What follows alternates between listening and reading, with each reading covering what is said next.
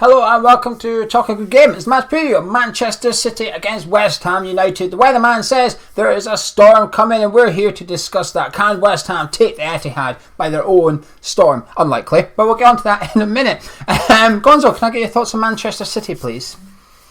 It's quite funny actually because they seem to be almost in a bit of depression in many respects. If you look at Guardiola's demeanour at the moment, it's not that of a happy manager. And he's getting quite spiky with a lot of the press when they're asking him questions and quite normal questions.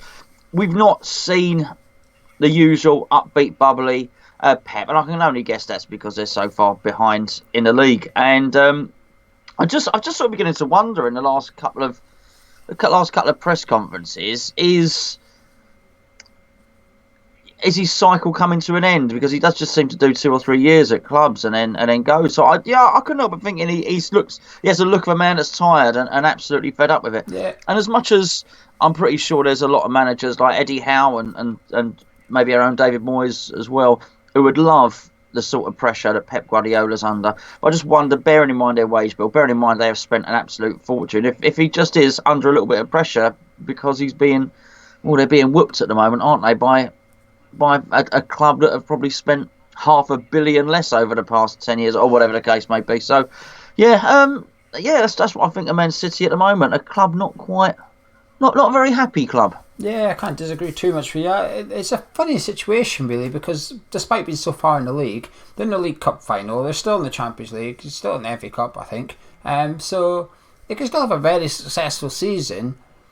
And all this hoo-ha about how the Champions League is everything, they have to win the Champions League, that's their priority, and I'm sure it is, but the fact that they're so far behind Liverpool is shaking them up a little bit, I think. I agree with you. I think Pep looks very riled up. I think he's fed up with VAR in this country. I think he's fed up with a lack of winter break. Although that was the rules, that was in place before you joined Man City. This isn't a new thing. This is something that's been in this country for decades and decades. So I just think I agree with you. I think he looks a bit fed up as well. I think some of their players are not firing. Raheem Sterling seems to be drawing a blank every single week for whatever reason. He's gone from arguably the third inborn player in the world to, well, he's not even in the top 3 of Manchester City's team at the minute. It's very strange. There's something funny going on at Man City, and I wouldn't be surprised if he was to walk away this summer. While I'm maybe not expecting him to, it certainly wouldn't shock me. But it's all about Champions League for Man City from this point on, Gonzo. Would that still be a successful season, though, for Man City if they were to be crowned champions of European football? Oh yeah, that's what they need to do. That's their thing. That's what Liverpool have to win the Premier League this season, or for some, because they've not won it since Dalglish was in charge so many years ago. Man City, well, clearly have never won the European Cup as it used to be called before the Champions League. So, absolutely, that's why manager after manager was brought in. By the way, that's why Mancini was ditched. That's why Guardiola was brought in. That's why they keep doing what they're doing. That's why they hired the scouting and the directorial bigger heads from Barcelona. That's why they do what they do. They want to be champions of Europe. They've spent the money for champions of Europe, and I don't think it's the lesser prize either. I don't think because they're not in the league, they now have to focus on the Champions League. I think if you'd have said at the start of the season, what do you want to win? I think they would have said, Champions League, please. We've won some leagues. Let's go and get that. A massive success if they won the Champions League. Yeah. No, I have to agree. I actually think being so far behind Liverpool will help them in the Champions League, because in previous seasons, especially last season, because it was so close in the title race, they couldn't afford to rotate players. I'd imagine Liverpool and Man City would have found it difficult and perhaps frustrating to a point that the title race was so close, but they were also trying to go for the Champions League. Now, obviously, Liverpool went on and done it, but I think City are in a better situation than Liverpool were in a year ago, whereas they're so far behind. Actually, whenever they do have a Champions League game coming up, they can rotate their players. They can take 2 or 3, maybe even 4 or 5 players out the starting 11 and say, you know what, as long as we finish in the top 4, which they will do, we can focus solely on the Champions League. Let Liverpool go 22 points, 25 points, 26 points. What's the difference at the end of the day? Second place in the league is second place in the league, regardless of the point differentiation. You don't get any extra points for being closer to the top space in the table. So I think this could be a blessing in disguise, assuming they do well in Champions League. Good news for Man City fans, not so good news for West Ham fans. Actually, Gonzo, Malaga, Watford, what have they got in common with West Ham?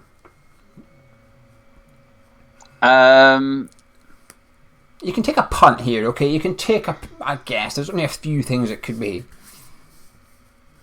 But do we? I don't know. Do we just all concede? Malaga can't concede loads of goals against Man City, can they? The fact that it's a Spanish club might give you clues to what I'm alluding to. Oh, here. Guardiola. Yeah. So what do you think it might be that we've all got in common? Guardiola gets particularly aroused when he plays West Ham, Watford, or Malaga and scores lots of goals. I mean, possibly. It's actually the best record he has against all three clubs. He's got a 100% record against all three clubs. He's got that against other clubs as well. But he's played us three teams 8 times. He's not done any better against those 3 opponents. So obviously if he beats us on Sunday, we are his number 1 club above Malaga and Watford as well. Does that mean he'll join us? When he's fed up, he can come and join. If he's fed up, come on, Pep, come and join West Ham. I'll even take all that tippy-tappy nonsense and take in an hour to score a goal. Come over. You're probably better than David Moyes. Come along. Anyway, good news for West Ham though. Raheem Sterling is injured and Zinchenko is suspended for Manchester City. But players, at this point we normally say players you admire. Now we don't have enough time to go through the City squad, so would you like to pick out a couple? Well, I always like to pick out one who's not going to play because I think he's a magnificent player, and probably my favourite Man City player is Leroy Sané. I just think he's absolutely brilliant. I think he's got everything that you need to be a professional footballer. So I think it's been disappointing not to see him running around in the Premier League this season. I really like him. As you say, it's so easy to pick out De Bruyne and all of these. They've just got so many. It's absolutely ridiculous, actually. I do say I like might be pushing it somewhat, but I appreciate what they've done with the geezer that they got in from Atletico Madrid in the central midfield to cover Fernandinho. I think a lot of people were saying, "Oh, there's no way they'll get anybody to come in and do that role." I think, even though I think Fernandinho's signed a new contract, they've got someone there who will eventually be able to take over. We've got to be careful if he plays though, because he can be a bit dirty. That player. Aside from all of those things, and without naming everybody in the team, how can you possibly not like Sergio Aguero, who is one of the best strikers the Premier League has ever seen? The Rodri that you're alluding to, I've not been that impressed by him. I think he is good enough. He's just adapting to the league. He's got the Fabinho-itis about him. Fabinho went through this at Liverpool. He needed time to bed in. But I think Fernandinho at centre back is contributing to why they're so far behind Liverpool. And I think it's mental that you spend all that money on players at Man City and your centre-back pairing is Fernandinho and Otamendi. I just don't... It's just not good enough for what you want to be as a football club. It's not good enough. Now, don't get me wrong, that would be a top-class centre-back pairing for West Ham United. But this isn't West Ham United. This is Manchester City. And it's just not good enough. De Bruyne is one of the best in the world, isn't he? This season he's stepped up another gear. Some of the passes he's been doing... It's just quite ridiculous, to be honest with you. You watch it, you think, oh, piss off. How's that even possible? How have you even spotted that pass? Never mind executed it as well. And Mahrez, actually, is someone that I think's been bang on form recently. Bernardo Silva, I thought would have had a better season than he's having. And he's not. Well, really... Mahrez has been better than Silva, hasn't he? Yes, Mahrez is one of the most informed players at the minute. But yeah, plays all around for the City players, unfortunately. West Ham team news. Felipe Anderson has an outside chance of being back. David Moyes confirmed earlier that he has had a couple of days in training. The rumours are that he may well feature on the bench on Sunday afternoon. David Moyes also stated that Yarmolenko is on grass. Now we know why he's not been playing. We all thought he was injured. He's very happy though.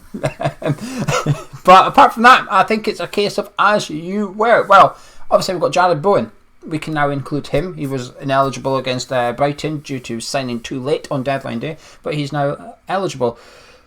So this is where we give our lambs to the slaughter, pretty much. But actually, no, I'll save that till after the lineup. What lineup would you like to see, Gonzo?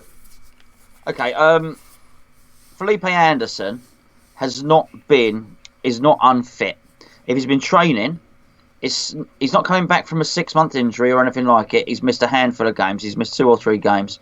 You put Felipe Anderson in the starting lineup because what we need to do is we need to offer Man City a counter-attack threat. We are not in a position with so few games remaining to start throwing games, because if we start throwing games and start accepting we're not going to get anything from this, we're not going to get anything from that, then we might as well not even bother turning up for, I don't know, 4 out of our next 5 games, for instance. So the team I would like to see would feature Felipe Anderson, and I would go with either Ben Johnson or Gokia at right back. I would go with Diop. Yes, I know, but he still gets in for me. And Ogbonna, Cresswell at left back. Obviously Fabianski in goal. By the way, I'd have Declan Rice just sitting in front of the back 4. Then I would have Sorchek and the Fornicator in the middle. And I would have a front 3 of the new lads, Jim Bowen and Michael Antonio in the middle, and Felipe Anderson next to him. Yeah, front 3 of those 3. That's what I would go for. Slightly different to you. I've obviously got the same keeper, Cresswell, Ogbonna. Mine's a back 4 as well. I think that's important. I predict we're going to see a back 5. I think a back 4 is important. All he has to do, David Moyes, is look at the results that we've had playing a back 4 and compare it to the results that we've had playing a back 5. And I include Brighton in that. Back 4 were 3-1 up, back 5 were 2-0 down. So my other centre back, I'm going to say again, Winston Reid. If he's fit enough, I'd bring him back in. The problem is I can't see what goes on in training, so he might look crap in training, okay, so then I understand. But the thing is, Diop's looking crap in games, but why not look crap in his last game? So it's got to the point of, let's roll the dice a little bit. We need a hero from somewhere. We could do with an attacking hero and a defensive hero between now and the end of the season. And Reid, one of my favourite all-time West Ham individual performances I have seen whilst being alive was Winston Reid at the Etihad when we won. He was blocking everything. He was a different animal that day. So yeah, Winston Reid next to Ogbonna. And I've put Zabaleta right back. It's risky. I can see why you've gone for one of the youngsters. But what is more pivotal here is we both said not Fredericks, please. I think that is more key than who we choose. It is though, isn't it? We don't want to see Ryan Fredericks. I put Zabaleta in because it's a defensive game. He doesn't need to cross the halfway line essentially. You just do a right back row. We're going to be defending so deep, and when we defend that deep, I don't have any concerns about Zabaleta. I think his position is really good, his tackling is really good, his leadership, organising, all that is really good. The only thing that I don't like is a lack of pace, and we don't need pace from Zabaleta on Sunday at the Etihad. I've gone for middle 4 across midfield. Fernald's on the left, Rice and Solchek in the middle, and Snodgrass on the right. And I hate putting him in there, but it's just because of his work ethic. And Antonio and Bowen up front. Pace. Power, a bit of power, directness. We're basically going to have 2 men attacking, and that's it during the game. But it's a case of thump it and hope one of them get on the end of it. Right, I've got a confession to make first, Gonzo. Are you sure? I don't know if it's because it's Friday. On live thingy? On what thingy? Well, you're going to do it live? You're going to tell everybody that thing? I don't have a Phil Schofield confession. Oh, so I thought you was going to say the thing that you said. Okay, no, carry on. Well, I'm confused now. Go on. Anyway, I don't know if it's because it's Friday.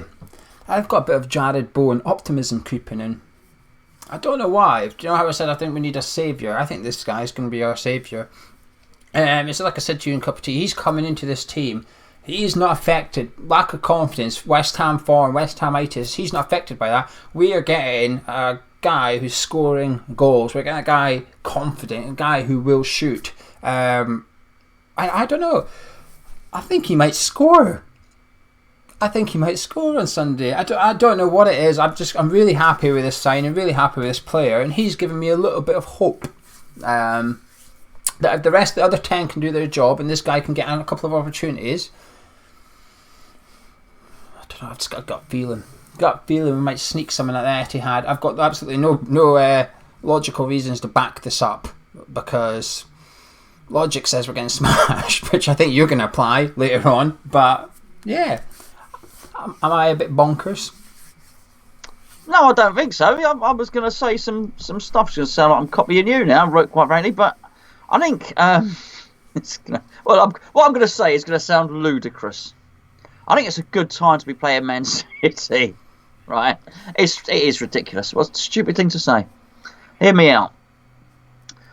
They are got. I think up to very recently, there would have been something in their minds that felt that either Liverpool were going to capitulate and possibly they could catch them.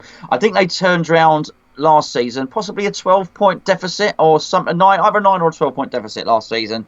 Liverpool were in the lead. City caught them up. The rest is history. They won it by a point, as I remember.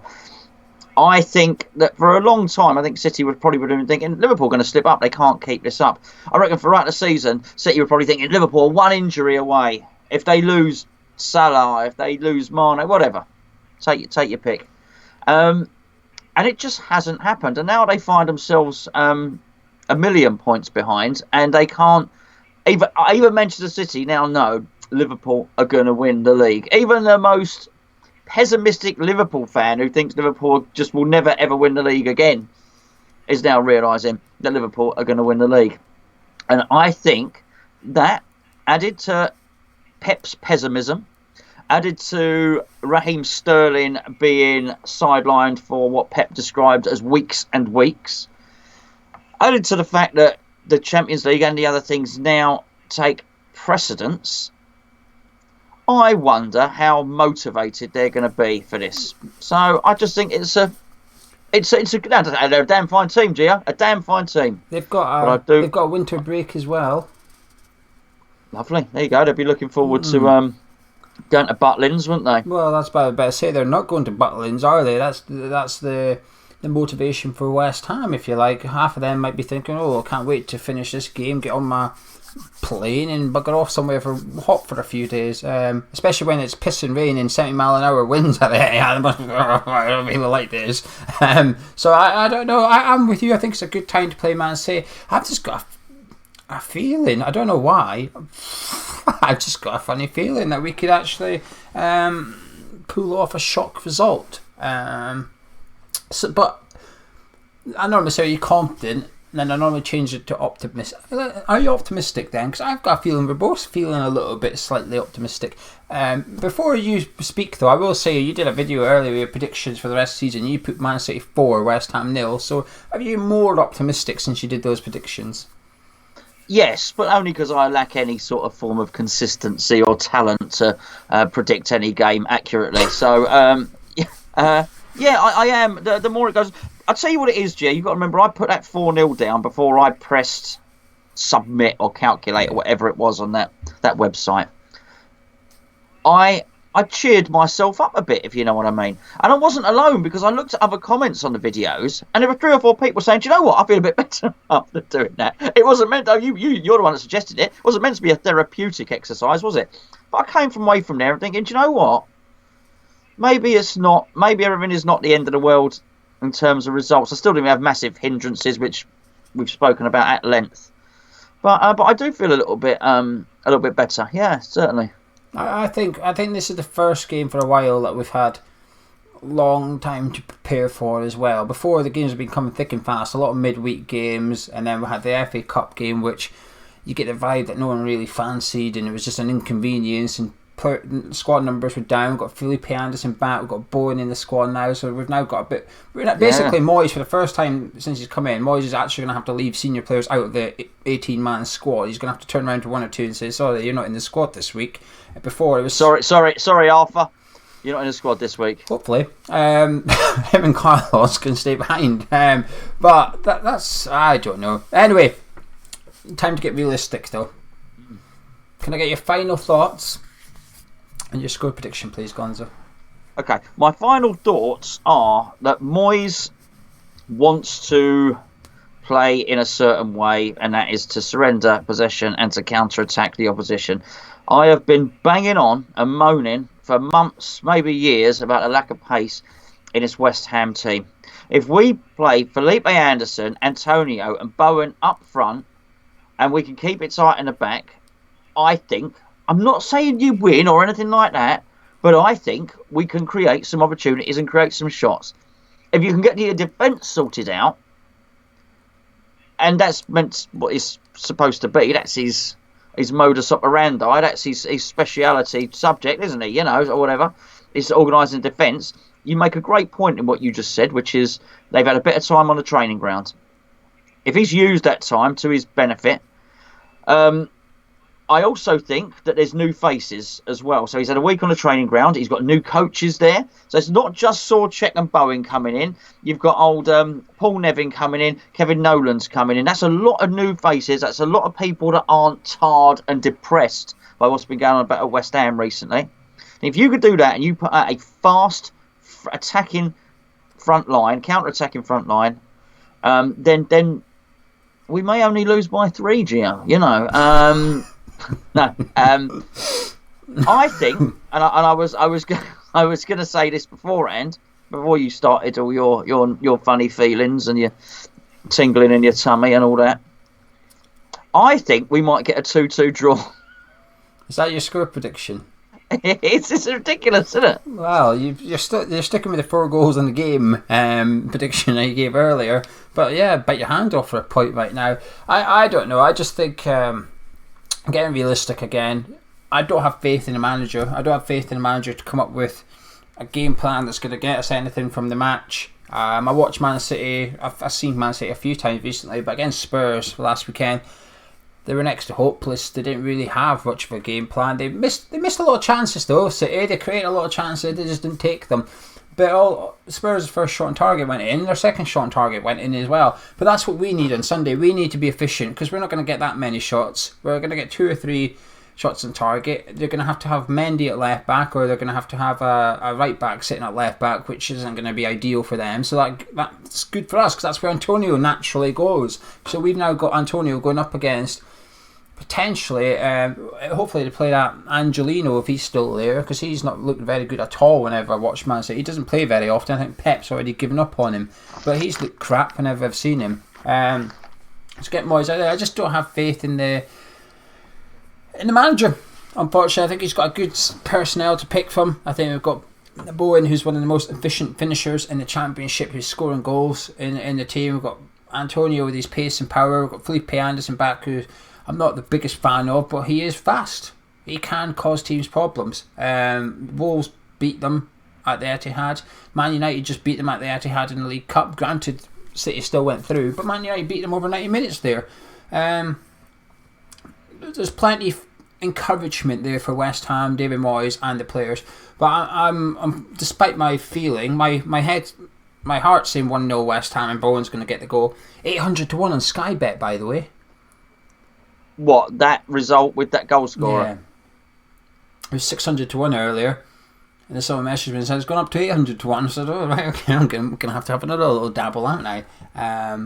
So that's my thing. And Declan Rice to have 2 shots on target is 100 to 1. So that's my 2 bets, because I've done that every game. Is that so? That would be an accumulator? No, it's just 2 separate bets. That would be some accumulator. Yeah, but they won't give you it. I seen someone earlier ask for 1-0 Bowen and Rice to have 1 shot on target, and the odds were like 500 to 1, but it's 800 to 1 for 1-0 and Bowen with no shots on target from Rice. So yeah, don't fall for that. Yeah, but that's my heart. My head. 3-1 Man City. I think. It's the manager. It's the manager for me. And Mark Noble. I think Mark Noble will play, and I've just not really got much faith in him at the minute. I think he's bang out of form. Whoever plays next to Ogbonna, got no faith in him at the minute. Balbuena or Diop. What? What's funny? No, just whoever plays there, got no faith. Well, it doesn't matter. They're all out of form, aren't they? I agree. David G's saying that Angelino went to Leipzig in January transfer window. That explains his absence over the last few weeks. That's a pity. Well, let's hope he does try and play him there, because then he will just breach rules and we'll get awarded a forfeit 3-0 win. Well, they'll have Mendy, or they'll put Cancelo out there and keep Walker on the right or whatever. But yeah, that's got to be where we target. Get down that side. So yeah, 3-1 Man City, 2-2 from Gonzo. We'll be live 3:30 Sunday with the pre-match build-up. Having a look at see what the teams are, see what plan David Moyes conjures up, and we'll give our final thoughts. But anyway, thank you for joining us. If you enjoyed the preview, drop a like, comment, subscribe if you're around here, and join us on Sunday at 3:30. We'll see you in a bit.